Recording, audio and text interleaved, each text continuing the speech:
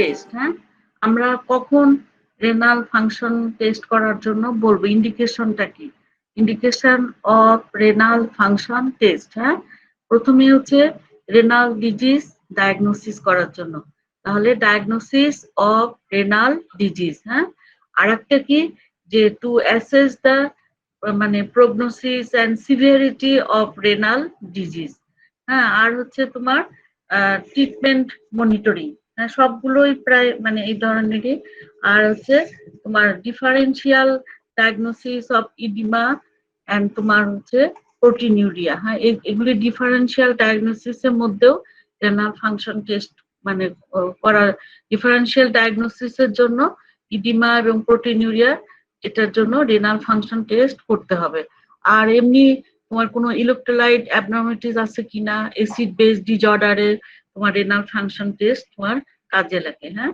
তাহলে একটা হচ্ছে কি যে diagnosis of renal disease, to assess the prognosis and severity of renal disease, treatment monitoring, তারপরে differential diagnosis of edema and proteinuria.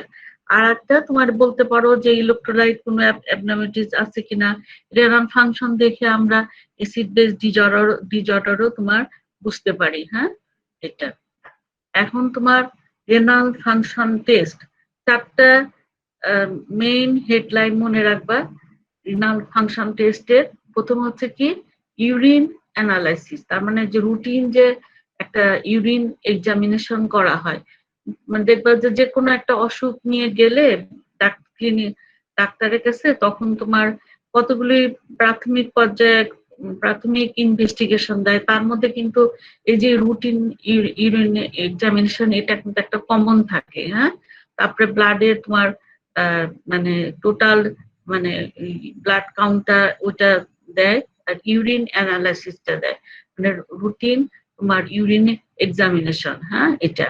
আর তাহলে 1 নাম্বার কি ইউরিন অ্যানালাইসিস, 2 নাম্বার কি আমাকে মানে কতগুলো টেস্ট আছে যেটা দেখে তোমার গ্লোমারুলার ফাংশনটা অ্যাসেস করা যাবে। তারপরে আরো কিছু মানে কিছু টেস্ট আছে যেটা দেখে তোমার টিউবুলার ফাংশন অ্যাসেস করা যাবে। আর কি যে তোমার ইনভেস্টিগেশন করতে হবে, মানে কিছু ইনভেস্টিগেশন আছে যেগুলি দিয়ে আমরা direct evidence of kidney disease বুঝতে পারবো। তাহলে প্রথমে কি যে প্রথমেই বলবা, যদি তোমাকে বলা হয় রেনাল ফাংশন টেস্ট কি কি আছে, তোমরা আগে হেডলাইন গুলো বলবা যে ইউরিন অ্যানালাইসিস, তারপরে টেস্ট টু অ্যাসেস, প্রথমে কি ইউরিন অ্যানালাইসিস, তারপরে কি যে আমরা কিছু টেস্ট করব টু অ্যাসেস গ্লোমারুলার ফাংশন, তারপরে তোমার টেস্ট আছে যেগুলি সেগুলো টু অ্যাসেস টিউবুলার ফাংশন দেখার জন্য, আর কতগুলো ইনভেস্টিগেশন আছে for direct evidence of kidney disease, হ্যাঁ। এই চারটা হেডলাইন মনে রাখবা, ইউরিন অ্যানালাইসিস, তোমার মানে test to assess glomerular function, test to assess tubular function, আর investigation for direct evidence of kidney disease. কি বললাম তাহলে ইউরিন অ্যানালাইসিস, হ্যাঁ।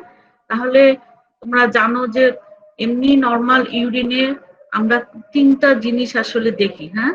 তোমার ফিজিক্যাল তোমার এক্সামিনেশন করি, কেমিক্যাল এক্সামিনেশন, আর একটা হচ্ছে তোমার মাইক্রোস্কোপিক্যাল এক্সামিনেশন। ফিজিক্যাল এক্সামিনেশনে তোমার কি দেখা হয়, তোমার প্রথমে কি দেখি ভলিউমটা দেখা হয়, হ্যাঁ, তার ইউরিনারি আউটপুট কেমন, ভলিউমটা কেমন, সেটা তোমরা জানো যে 500 থেকে 2500 ml পার ডে, একটা অ্যাভারেজ যদি বলা হয় সেটা কত 1500 ml পার ডে। আর তোমার এই ভলিউমটা কিন্তু তোমার মানে এই তোমার যদি রেনাল ফেলিউর হয় তাহলে ভলিউম কমে যাবে, হ্যাঁ, তখন সেটাকে বলা হবে অলিগুরিয়া। পলিউরিয়া বিশেষ করে এটা মানে কখন হবে, যদি নেফ্রোজেনিক তোমার ডায়াবেটিস ইনসিপিটাস হয়, কিংবা ডিস্টাল নেফ্রনের যদি ডিসফাংশন হয়, তাহলে কি হবে ইউরিনের ভলিউমটা বেশি হবে, পলিউরিয়া হবে, হ্যাঁ। ভলিউম আমরা দেখবো এই জন্য। তাহলে ফিজিক্যাল এক্সামিনেশনের ভিতরে আমরা কি দেখবো, ভলিউম দেখবো, হ্যাঁ। 500 থেকে 2500 ml পার ডে অ্যাভারেজ কত 1500 ml পার ডে। নর্মাল ইউরিনের কালার কেমন, স্ট্র কালার, হ্যাঁ, অথবা পেল ইয়েলো। আর স্পেসিফিক গ্রাভিটি কত তোমার 1010 থেকে 1040। আর নর্মালি তোমার কোনো সেডিমেন্ট থাকে না, সেডিমেন্ট অ্যাবসেন্ট থাকে। হ্যাঁ, আর কেমিক্যাল এক্সামিনেশন সেটা কি করা হয়, তোমার আমরা ইউরিনের পিএইচ কত সেটা দেখি। সেখানে তোমরা জানো যে 4.5 থেকে 8, এভারেজ কত 6। আর তোমার প্রোটিনটা ট্রেস অ্যামাউন্ট থাকতে পারে, সেটা ট্রেস অ্যামাউন্ট কখন বলবো, less than 30 milligram per day যদি হয় তাহলে। হ্যাঁ, আর নর্মালি কি থাকে তোমার ব্লাড, সুগার এগুলি কিন্তু অ্যাবসেন্ট থাকে। আর তোমাদেরকে দেখবা যে প্র্যাকটিক্যালি তোমাদের অনেক সময় জিজ্ঞেস করা হয় যে অ্যাবনর্মাল কনস্টিটিউয়েন্টস অফ ইউরিনের কি কি আছে, তখন কিন্তু এই যে তোমার সুগার, ব্লাড, তারপরে তোমার বাইল সল্ট, হ্যাঁ, প্রোটিন, এগুলি কিন্তু abnormal constituents of the urine, এগুলি টেস্ট করা হয়। তাহলে নর্মালি কিন্তু এগুলি থাকে না। হ্যাঁ, প্রোটিন থাকে নর্মালি ট্রেস অ্যামাউন্ট, সেটা less than 30 milligram per day. আর ব্লাডও এগুলি, তারপরে সুগার এগুলি তোমার নর্মালি প্রেজেন্ট থাকে না, অ্যাবসেন্ট থাকে। হ্যাঁ, তারপরে আমরা মাইক্রোস্কোপিক এক্সামিনেশন করব। এখানে মাইক্রোস্কোপের নিচে ইউরিন নিয়ে স্লাইডে নিয়ে তোমার দেখলে দেখা যাবে সাধারণত মানে যদি আনঅর্গানাইজড কিছু ডিপোজিট থাকতে পারে সেগুলিকে বলা হয় ক্রিস্টাল। আর অর্গানাইজড কোনো ডিপোজিট আছে কিনা সেটা দেখার জন্য আমরা মাইক্রোস্কোপিক এক্সামিনেশন করব। সেগুলি কি তোমার হচ্ছে RBC, pus cell, epithelial cell, cast, এগুলি। হ্যাঁ, এগুলি তোমার নর্মালি তোমার ধরো পাস সেল নর্মালি একটা দুটা থাকতে পারে, এপিথেলিয়াল সেল এরকম, আরবিসি সাধারণত থাকে না, আর মানে কাস্টও থাকে না। কিন্তু কোনো গ্লোমারুলার মেমব্রেনের কোনো যদি ডিসফাংশন হয় তখন তোমার এগুলি পাওয়া যায়। পাস সেল বেশি থাকে, বিশেষ করে ইউরিনারি ট্র্যাক্ট ইনফেকশন হলে তখন পাস সেল পাওয়া যায়। কিন্তু আমরা মাইক্রোস্কোপিক এক্সামিনেশনে তাহলে কি দেখবো, যে কোনো তোমার এটি ক্রিস্টাল আছে কিনা, আরবিসি আছে কিনা, পাস সেল আছে কিনা, এপিথেলিয়াল সেল আছে কিনা, কাস্ট আছে কিনা। তোমাদের যখন তোমরা প্যাথোলজি পড়বা তখন তোমরা এই জিনিসগুলো সম্পর্কে আরো ভালো জানতে পারবে। এখন জাস্ট শুধু তোমরা নামগুলো মনে রাখবা। হ্যাঁ, আচ্ছা, তারপরে আমরা কি করব এখন, কি 2 নম্বরে কি বলছিলাম, যে টেস্ট করতে হবে two assess glomerular function. গ্লোমারুলার function দেখার জন্য আমরা কতগুলো টেস্ট করব। হ্যাঁ, তাহলে মানে সিরামের দুটা জিনিস আমরা মেইনলি দেখি, একটা হচ্ছে তোমার সিরাম ইউরিয়া কনসেন্ট্রেশন, আর একটা হচ্ছে তোমার সিরাম ক্রিয়েটিনিন কনসেন্ট্রেশন। হ্যাঁ, এই দুটা জিনিস সিরামে দেখা হয়। গ্লোমারুলার ফাংশন দেখার জন্য আমরা তাহলে সিরামে কি দেখবো, সিরাম ইউরিয়া কনসেন্ট্রেশন আর সিরাম ক্রিয়েটিনিন কনসেন্ট্রেশন।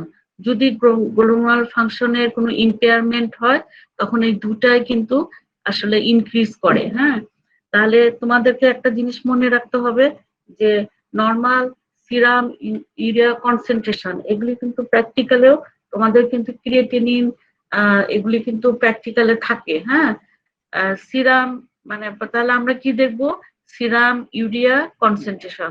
তাহলে সিরাম ইউরিয়া কনসেন্ট্রেশনের নর্মাল লেভেলটা জানতে হবে, সেটা কত 15 থেকে তোমার 40 মিলিগ্রাম পার ডিএল। আর তুমি যদি মিলিমলে বলো তাহলে হবে 2.6 থেকে তোমার 6.6 মিলিমোল পার লিটার। প্রত্যেকটা জিনিসের তোমাকে নর্মাল যখনই তুমি বলবা যে সিরাম ইউরিয়া কনসেন্ট্রেশন করব, তাহলে তোমাকে তখনই জিজ্ঞেস করবে এর নর্মাল সিরাম ইউরিয়া কনসেন্ট্রেশন কত।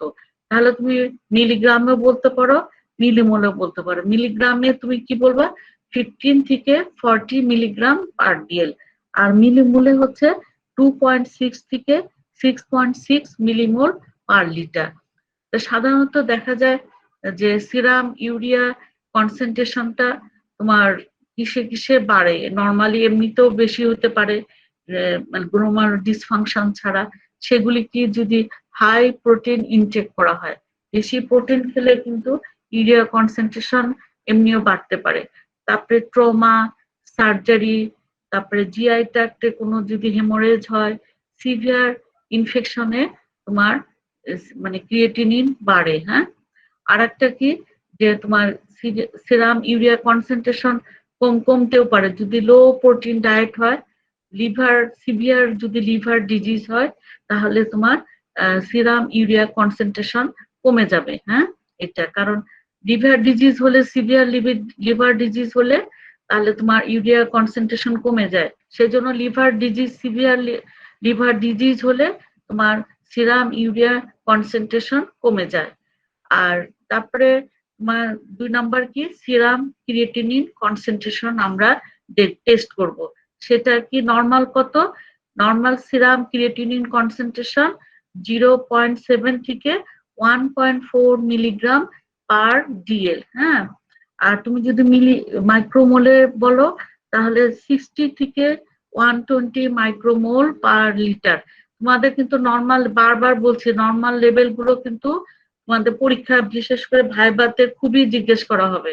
হ্যাঁ, যে এই মানে serum urea concentration normal level কত, তারপরে সিরাম ক্রিয়েটিনিন, এইসব যদি বলতে না পারলে তাহলে কিন্তু এক্সামিনারদের তোমার ইমপ্রেশন তোমার উপরে খারাপ হয়ে যাবে। হ্যাঁ, কাজে তোমরা নরমাল যে কোনো জিনিসের নরমাল লেভেল, একদম ক্লিনিক্যাল বায়োকেমিস্ট্রি যা যা পড়বা নরমাল লেভেল গুলো তোমরা মনে রাখবা, না হলে এগুলো কিন্তু প্র্যাকটিক্যালও জিজ্ঞেস করা হবে। যখনই তুমি ক্রিয়েটিনিন টেস্ট করবা প্র্যাকটিক্যাল, তখন তোমাকে জিজ্ঞেস করা হবে যে প্রথমে জিজ্ঞেস করা হবে যে নরমাল সিরাম ক্রিয়েটিনিন কনসেন্ট্রেশন কত। তাহলে কি বলবা? 0.7 থেকে 1.4 মিলিগ্রাম পার ডেসিলিটার। আর হচ্ছে তোমার যদি তুমি মাইক্রোমোলে বলো তাহলে 60 থেকে 120 মাইক্রোমোল পার লিটার। আর সিরাম ক্রিয়েটিনিন এটা বাড়তে পারে তোমার যদি মাসল মাস ইনক্রিজ করে, তারপরে স্টেনিয়াস এক্সারসাইজ করলে, আর তোমার অ্যাকুট গ্লোমারুলোনেফ্রাইটিস আর ক্রনিক গ্লোমারুলোনেফ্রাইটিস, এগুলিতে তোমার সিরাম ক্রিয়েটিনিন লেভেলটা বেড়ে যায়।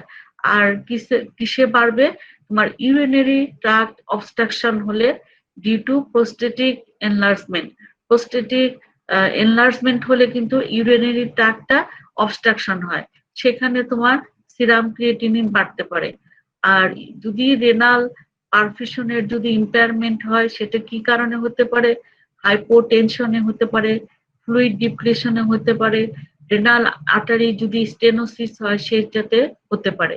হ্যাঁ, তাহলে তোমার তোমাদের যেহেতু রেনাল ফাংশন করা হচ্ছে, তাহলে সিরাম ক্রিয়েটিনিন কিসে বাড়বে? তোমরা প্রথমে বলবো যে অ্যাকুট গ্লোমারুলোনেফ্রাইটিস, ক্রনিক গ্লোমারুলোনেফ্রাইটিস, তারপরে তোমার স্টেনাস এক্সারসাইজ, তারপরে তোমার ইউরিনারি ট্রাক্ট অবস্ট্রাকশন যদি হয় ডিউ টু প্রোস্টেটিক এনলার্জমেন্টের জন্য, আর ইম্পেয়ারমেন্ট অফ রেনাল পারফিউশন হলে তোমার সিরাম ক্রিয়েটিনিন ইনক্রিজ করবে। আর সিরাম ক্রিয়েটিনিন নরমালিও ডিক্রিজ করতে পারে, সেটা তোমার প্রেগনেন্সিতে, তারপরে তোমার স্টারভেশনে, আর যদি কোনো মাসল ওয়েস্টিং ডিজিজ হয় তাহলে সেক্ষেত্রে তোমার সিরাম ক্রিয়েটিনিন এটা কমে যাবে লেভেলটা। অনেক সময় তোমাদেরকে যখন তোমরা বলবা যে গ্লোমারুলার ফাংশন অ্যাসেস করার জন্য আমরা সিরাম ইউরিয়া কনসেন্ট্রেশন এবং সিরাম ক্রিয়েটিনিন কনসেন্ট্রেশন টেস্ট করব, তখন তোমাকে জিজ্ঞেস করা হবে এই দুটার মধ্যে কোনটা বেশি স্পেসিফিক এবং কেন। হ্যাঁ, তখন এটা কিন্তু প্র্যাকটিক্যালও জিজ্ঞেস করা হয় এবং ভাইবা বোর্ডেও জিজ্ঞেস করা হয়। তখন তোমাকে বলতে হবে যে serum creatinine is more specific than serum urea। কেন? যে সিরাম ক্রিয়েটিনিন এটা এন্ডোজেনাসলি সিনথেসাইজড হচ্ছে উইদিন দা মাসল। তাহলে সিরাম ক্রিয়েটিনিন কোথায় তৈরি হয়? এন্ডোজেনাসলি এটা সিনথেসাইজড হচ্ছে within the muscle. So it muscle mass remain constant. তাহলে serum creatinine is created from the body at a constant rate। যেহেতু সিরাম ক্রিয়েটিনিন এন্ডোজেনাসলি synthesized হচ্ছে within the muscle, so if muscle mass remain constant serum creatinine is created from the body at a constant rate. সেজন্য serum creatinine is more specific than serum urea.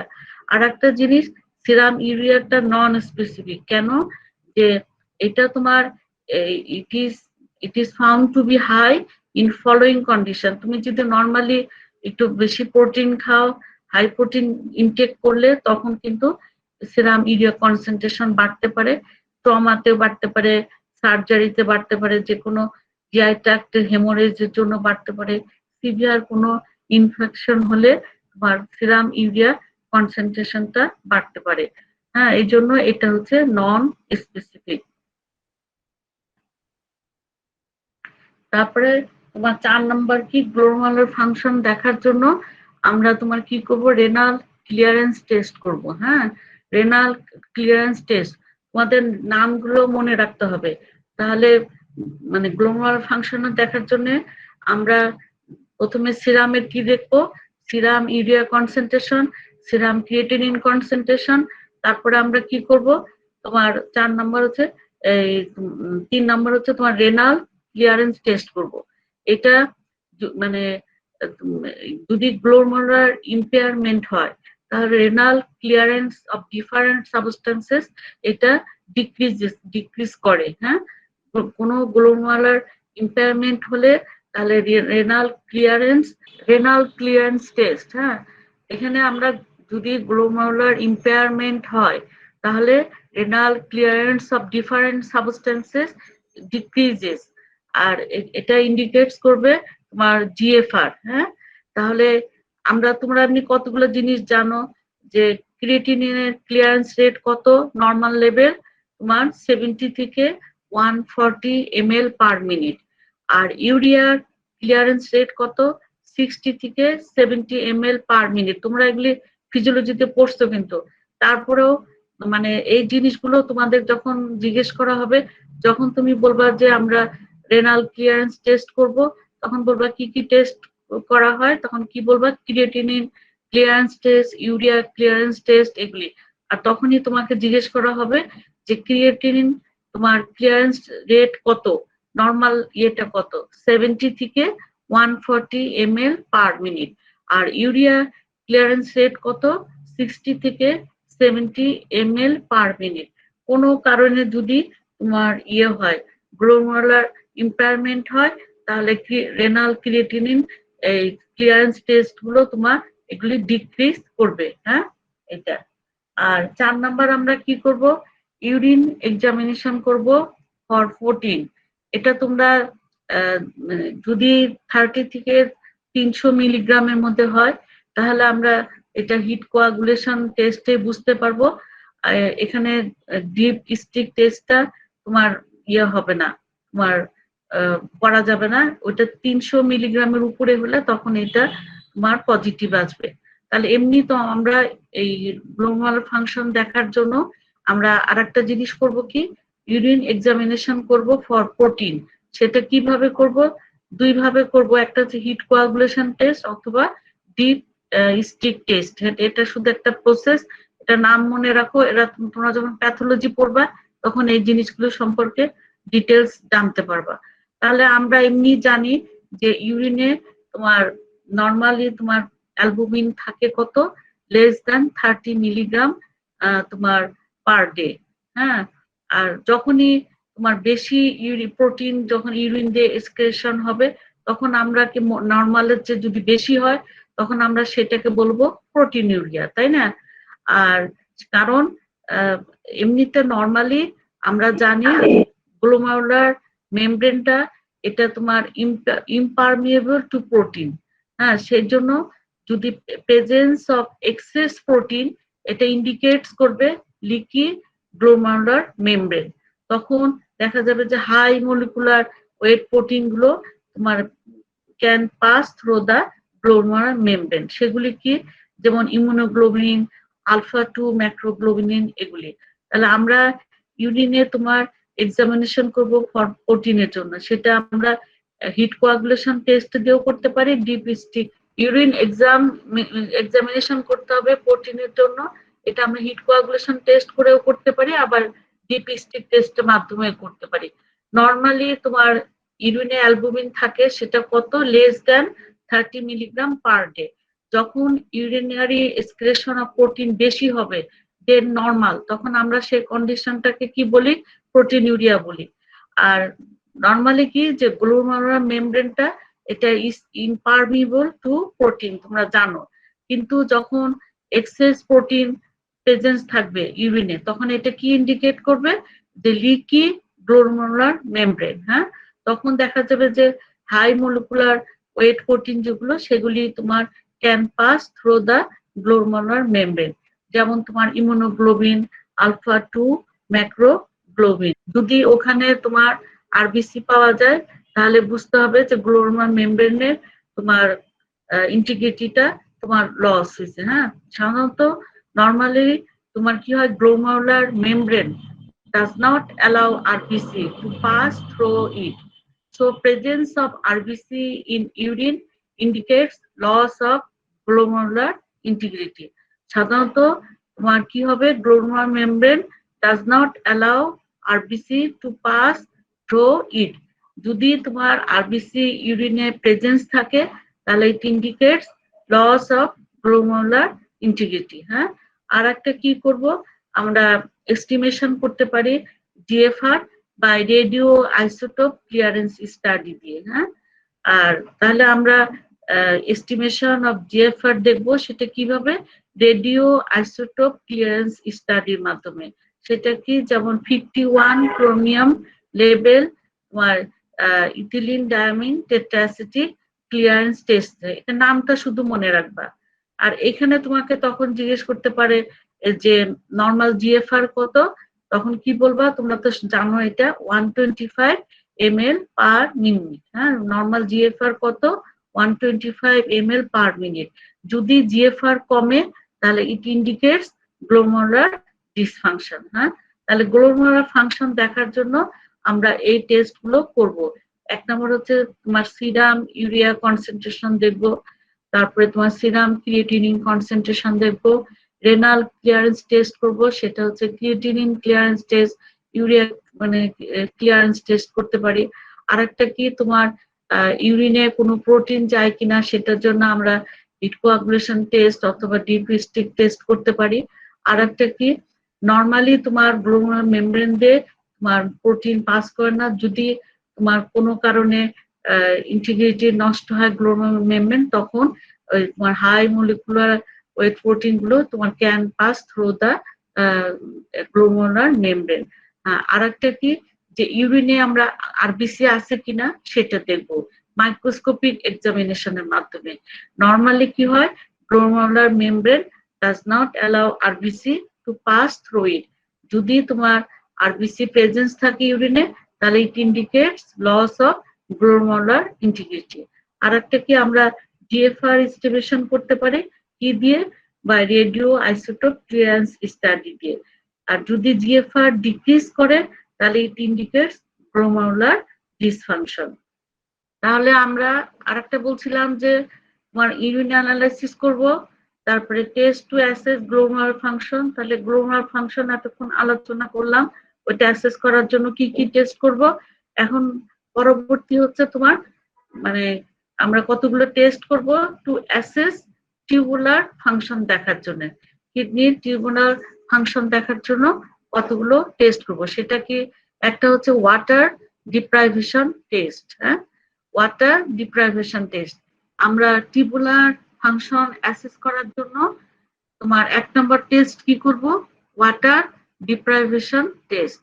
এটা কি, যদি তোমার water deprivation for a reasonable period, যদি water deprivation কিছুক্ষণের জন্য মানে থাকে, তাহলে নরমালি কি হবে, ইউরিনারি অসমোলারিটিটা ইনক্রিজ করবে। কেন, যে তোমার ওই তখন হাইপোথ্যালামাস থেকে কি হয়, এডিএস সিক্রেশন হয়। এডিএস সিক্রেশন হলে water reabsorption from distal convoluted tube and collective duct থেকে তোমার ওয়াটার রিঅ্যাবজর্পশন হবে, যার ফলে তোমার ইউরিনের অসমোলারিটিটা ইনক্রিজ করবে। এখন যদি কোনো কারণে যদি ইম্পেয়ারমেন্ট হয় ডিস্টাল কনভলিউটেড টিউবুল অথবা কালেক্টিভ টিউবুলের মানে মানে ইম্পেয়ারমেন্ট হলে ফাংশনে, তখন কিন্তু এই ইউরিনারি অসমোলারিটি তোমার fails to increase in spite of water deprivation. Water deprivation থাকা সত্ত্বেও ইউরিনারি অসমোলারিটিটা তোমার ডিক্রিজ করবে এবং ইউরিনারি আউটপুটও তোমার বেড়ে যাবে। সাধারণত দেখা যায় যে ওয়াটার ডিপ্রাইভেশন যদি ফর এ রিজনেবল পিরিয়ড থাকে, তাহলে কি হয়, ইউরিনারি অসমোলারিটিটা ইনক্রিজ করে এবং ইউরিনারি আউটপুটটা তোমার কমে যায়। কেন? যে ওই সময় হাইপোথ্যালামাস থেকে এডিএস সিক্রেশন হবে। এডিএস এর ফাংশন কি? এটা ইনক্রিজ করে water reabsorption from distal collecting duct and distal convoluted duct এবং তোমার কালেক্টিং ডাক্ট, এখান থেকে ওয়াটার রিঅ্যাবজর্পশনটা বাড়ায়, এডিএস এর ফাংশন এটা। কিন্তু যদি তোমার ডিস্টাল কনভলিউটেড টিউবুল এবং কালেক্টিং ডাক্টের ফাংশন কোনো কারণে যদি ইম্পেয়ারমেন্ট হয়, তাহলে দেখা যাবে যে তোমার সেক্ষেত্রে ইউরিনারি অসমোলারিটি ইনক্রিজ করার পরিবর্তে ডিক্রিজ করবে, আর তোমার ওয়াটার আউটপুটও বেশি হবে, কমের পরিবর্তে ওয়াটার আউটপুটও বেশি। এতে আমরা বুঝবো যে এখানে ওয়াটার ডিপ্রাইভেশন করে রাখা হলো ফর এ রিজনেবল পিরিয়ড, তারপরে দেখা যাচ্ছে নর্মালি হওয়ার কথা ছিল কি ইউরিনের অসমোলারিটিটা বাড়ার কথা এবং ইউরিনের আউটপুট কমার কথা, কিন্তু দেখা গেল যে এখানে ওয়াটার যদি কোনো কারণে ডিস্টাল কনভলিউটেড টিউবুল এবং তোমার কালেক্টিং ডাক্টের তোমার ইম্পেয়ারমেন্ট হয় ফাংশনে, তখন দেখা যাবে যে ইউরিনারি অসমোলারিটিটা ফেল করে two increase in spite of water deprivation. এটা দেখে আমরা বুঝতে পারি যে তোমার ডিস্টাল কনভলিউটেড টিউবুল এবং কালেক্টিং ডাক্টের ফাংশন ঠিক আছে কিনা। এইটা দেখে আমরা টিউবুলার ফাংশন অ্যাসেস করতে পারবো। হ্যাঁ, তারপরে আরেকটা কি, যে ইউরিন অসমোলারিটি, এটাও ওইটার সাথে রিলেটেড। ইউরিন অসমোলারিটি এবং রেনাল কনসেন্ট্রেশন টেস্ট। সাধারণত ইউরিনের অসমোলারিটি কত তোমরা জানো যে 600 থেকে 900 মিলি অসমোল পার লিটার। হ্যাঁ, এটা নর্মাল ইউরিনের অসমোলারিটি কত? 600 থেকে 900 মিলি অসমোল পার লিটার। এখন আমরা নর্মালি কি হয়, লার্জ ভলিউম অফ হাইপোটনিক যে ফিল্ট্রেট, এটা goes to the distal convoluted tubule.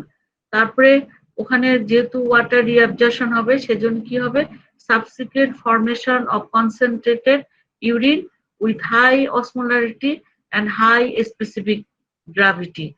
But in case of impairment of distal convoluted tubule and collecting duct function, এদের যদি তোমার impairment হয়, তাহলে কি হবে, failure of concentrated urine formation. As a result কি হবে, ইউরিনের অসমোলারিটি এবং স্পেসিফিক গ্র্যাভিটি ডিক্রিজ করবে with high urine output per day. সাধারণত ইউরিনের কনসেন্ট্রেশনটা তোমার ইয়েতে তোমার ডিস্টাল কনভলিউটেড টিউব এবং কালেক্টিং ডাক্টে তোমার রিঅ্যাবজর্পশন অফ ওয়াটারের জন্য এটা হয়। যখন তোমার large volume of hypotonic filtrate যখন ডিস্টাল কনভলিউটেড টিউবুলের ভিতর দিয়ে যাবে, তখন কি হয়, সাবসিকুয়েন্ট ফরমেশন হয় concentrated urine with high osmolarity এবং হাই স্পেসিফিক গ্র্যাভিটি। কিন্তু যদি ইম্পেয়ারমেন্ট হয় ডিস্টাল কনভলিউটেড টিউবুল এবং কালেক্টিং ডাক্টের ফাংশনের যদি ইম্পেয়ারমেন্ট হয়, তখন দেখা যাবে যে তোমার এটা failure of concentrated urine formation. তার ফলে কি হবে, ইউরিন অসমোলারিটি এবং স্পেসিফিক গ্র্যাভিটি কমে যাবে এবং হাই ইউরিন আউটপুট হবে পার ডে। এটা হ্যাঁ, গ্লাইকোসুরিয়া। আমরা মানে গ্লাইকোসুরিয়া মানে ইউরিনে গ্লুকোজ যখন যায় তখন সেটাকে আমরা কি বলি, গ্লাইকোসুরিয়া। তাহলে তোমার নর্মাল কন্ডিশনে কি হয়, গ্লুকোজ কমপ্লিটলি তোমার রিঅ্যাবজর্ব হয় ফ্রম কোথায়, প্রক্সিমাল কনভলিউটেড টিউবুল। যদি তোমার presence of glucose in urine, in absence of hyperglycaemia, আর কোনো হাইপারগ্লাইসিমিয়া নাই কিন্তু তোমার ইউরিনে গ্লুকোজ প্রেজেন্স, তাহলে এটা ইন্ডিকেটস করবে dysfunction of proximal convoluted tubule. হ্যাঁ, তাহলে দেখো যে আমরা প্রক্সিমাল কনভলিউটেড টিউবুল থেকে কি হয়, গ্লুকোজটা কমপ্লিটলি রিঅ্যাবজর্বড হয়। কিন্তু যদি দেখা যায় যে তোমার গ্লুকোজ ইউরিনে প্রেজেন্স থাকে ইন অ্যাবসেন্স অফ হাইপারগ্লাইসেমিয়া, তার কোনো হাইপারগ্লাইসেমিয়া নাই, কিন্তু আমি ইউরিনে গ্লুকোজ পাচ্ছি, তাহলে বুঝতে হবে যে it indicates dysfunction of proximal convoluted tubule. Proximal convoluted টিউবুলের ডিসফাংশনের জন্য ওখানে গ্লুকোজ কমপ্লিটলি রিঅ্যাবজর্ব হতে পারবে না, যার জন্য তোমার গ্লুকোজ প্রেজেন্স থাকবে ইউরিনে, মানে তোমার ইন অ্যাবসেন্স অফ হাইপারগ্লাইসেমিয়া। তাহলে সাধারণত আমরা জানি যে নর্মাল কন্ডিশনে গ্লুকোজটা কমপ্লিটলি রিঅ্যাবজর্বড হবে ফ্রম প্রক্সিমাল কনভলিউটেড টিউবুল থেকে। কিন্তু যদি আমরা presence of glucose in urine in absence of hyperglycemia, it indicates dysfunction of proximal convoluted tubule। হ্যাঁ, এটা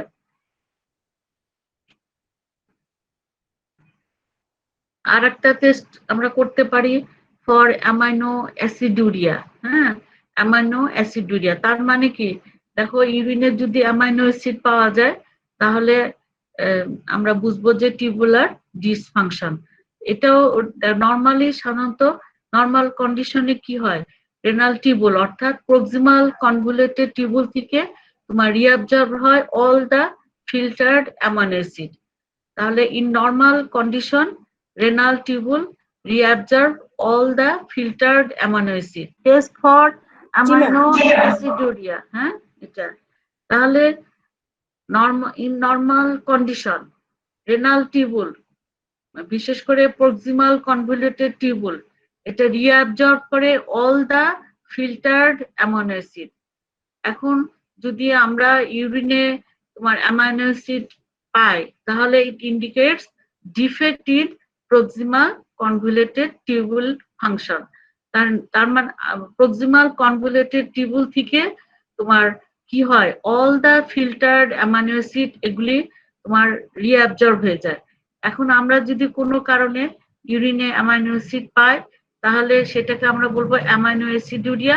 আর এটা কি ইন্ডিকেট করবে, ইট indicates defect in proximal convoluted tubule function. হ্যাঁ, তাহলে গ্লাইকোসুরিয়া যদি হয় ইন অ্যাবসেন্স অফ হাইপারগ্লাইসেমিয়া তাহলেও কিন্তু আমরা বুঝবো যে সেক্ষেত্রে যদি ইউরিনে আমরা গ্লুকোজ পাই তাহলে আমরা বুঝবো যে তোমার ডিফেক্টটা কোথায়, তোমার প্রক্সিমাল কনভলিউটেড টিউবুলের তোমার ডিসফাংশনের জন্য এটা হচ্ছে। আর একটা কি, যদি কারণ গ্লুকোজ কমপ্লিটলি রিঅ্যাবজর্ব হয় কোথা থেকে, প্রক্সিমাল কনভলিউটেড টিউবুল থেকে।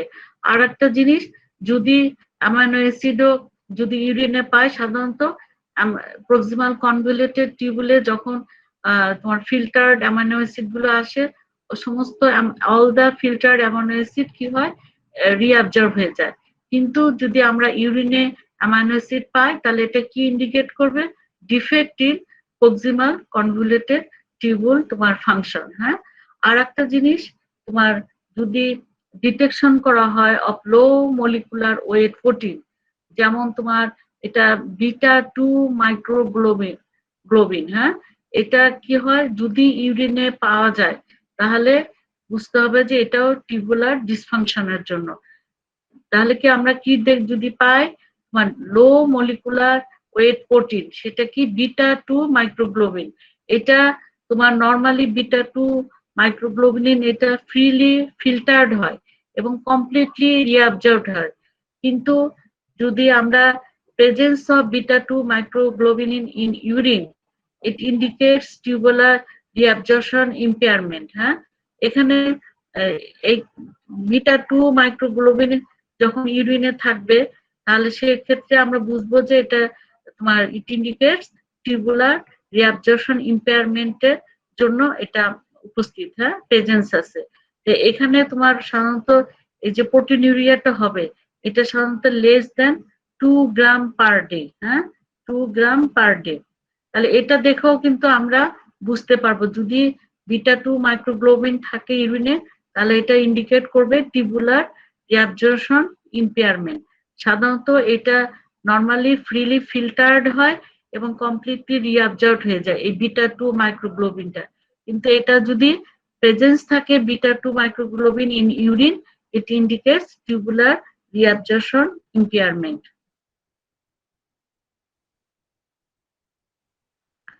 এখন আরেকটা তোমাদের বলছিলাম যে তোমার 4 নম্বরে ছিল investigation for direct evidence of kidney disease. হ্যাঁ, এটা তোমার মানে কতগুলো ইনভেস্টিগেশন আছে এগুলি ছাড়া, সেগুলি কি যে তোমার কিডনি ডিজিজের তোমার বোঝা যায় সেগুলি কি। একটা হচ্ছে নর্মাল এগুলি ইনভেস্টিগেশন করতে দেওয়া হয়।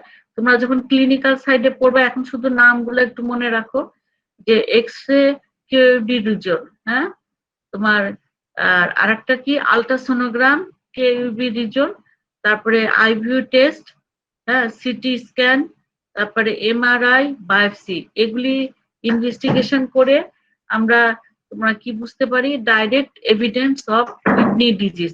এগুলি হচ্ছে আদার্স ইনভেস্টিগেশনের মধ্যে পড়ে।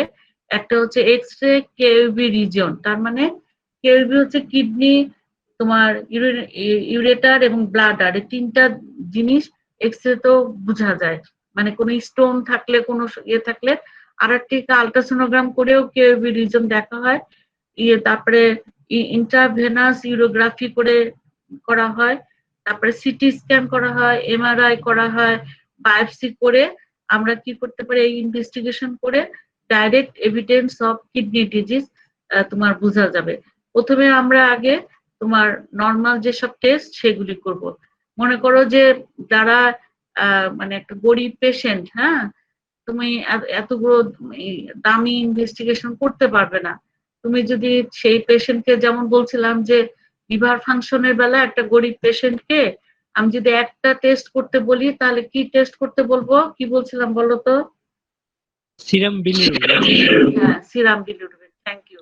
আর কিডনির রেনাল কিডনি ফাংশন টেস্টের বেলাও ওরকম একটা টেস্ট যদি আমি করতে বলি তাহলে কি করতে বলবো? একটা টেস্ট কেউ বলতে পারবা? তোমার এই সিরাম ক্রিয়েটিনিন টেস্ট। হ্যাঁ, একটা টেস্ট করলে বোঝা যাবে যে ক্রিয়েটিনিন, তোমার টেস্টটা করলে তোমার বোঝা যাবে যে তার কিডনি ফাংশনের কোনো ইম্পেয়ারমেন্ট আছে কিনা। যদি গরিব পেশেন্ট হয় আগে একটা টেস্ট দিয়ে আমি তাকে ইয়ে করব, তারপরে আস্তে আস্তে অন্যান্য টেস্ট গুলো তোমার করতে দেওয়া হবে। হ্যাঁ, তাহলে এটা, তাহলে আমরা প্রথমে বললাম যে ইউরিন অ্যানালাইসিস করব, তার মানে রুটিন ইউরিন এক্সামিনেশন করব, ফিজিক্যাল এক্সামিনেশন করব, কেমিক্যাল এক্সামিনেশন করব, আর মাইক্রোস্কোপিক এক্সামিনেশন করব। মাইক্রোস্কোপিকে তোমার দেখবো কোনো ক্রিস্টাল আছে কিনা, তোমার অর্গানাইজড কোনো ইয়ে আছে কিনা, যেমন আরবিসি আছে কিনা, ডাব্লিউবিসি আছে কিনা, এপিথেলিয়াল সেল আছে কিনা, কোনো কাস্ট আছে কিনা, এগুলি দেখবো। আর আমরা আরেকটা বলছিলাম, এটা হচ্ছে ইউরিন অ্যানালাইসিস। হ্যাঁ, নর্মাল ইউরিন তোমরা জানো এর ফিজিক্যাল এক্সামিনেশন করে দেখবা, তারপরে কেমিক্যালটা, তারপরে মাইক্রোস্কোপিক, তারপরে আমরা কি করব গ্লোমেরুলার ফাংশন দেখার জন্য কতগুলো টেস্ট করব, তাই না?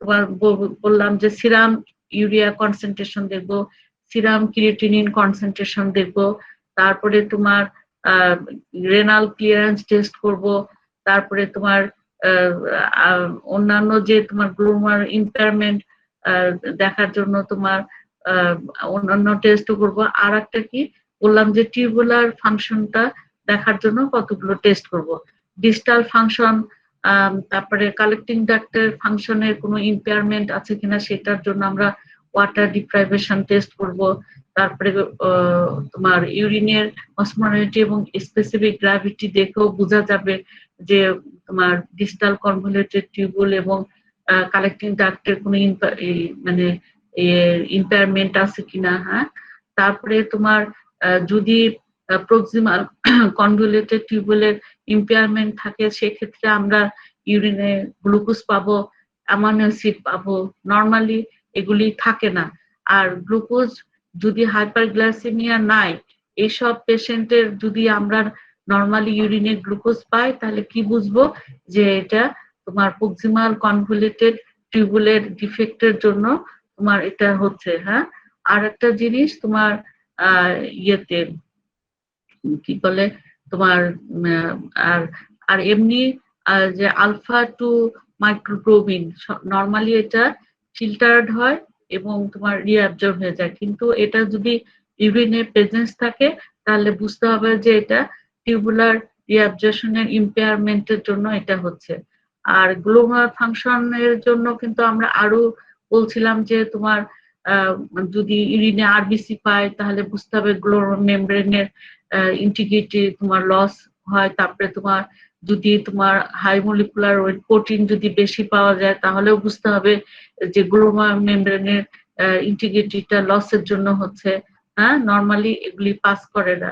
এই জিনিসগুলো আমরা টেস্ট করে এগুলি দেখে আমরা তোমার কিডনি ফাংশন গুলো বুঝতে পারবো। হ্যাঁ, আর কতগুলো ইনভেস্টিগেশন আছে যেগুলি তোমার direct evidence of kidney disease, সেগুলি কি যে আদার্স এর মধ্যে আমরা একটা কেউবি রিজনে এক্সরে করব, আলট্রাসোনোগ্রাম করব, আইভিউ টেস্ট করব, সিটি স্ক্যান করব, এমআরআই এবং প্রয়োজন হলে বায়োপসিও করতে হবে। হ্যাঁ, এটা